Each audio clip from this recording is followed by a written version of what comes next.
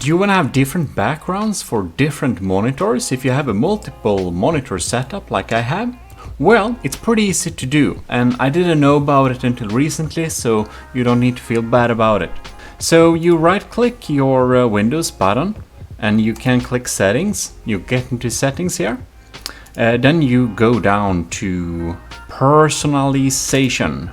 And now I have this desktop on both my displays, and I don't really want that. So what do? I go to Background, and here I have some backgrounds I want to use.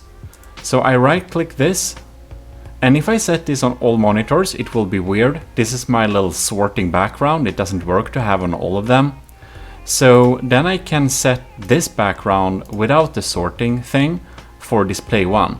So what I did is I right-click this thing, and I set for display 1, and I right-click this thing and set this for display 2, which is the display I'm recording right now. And that's all you need to do.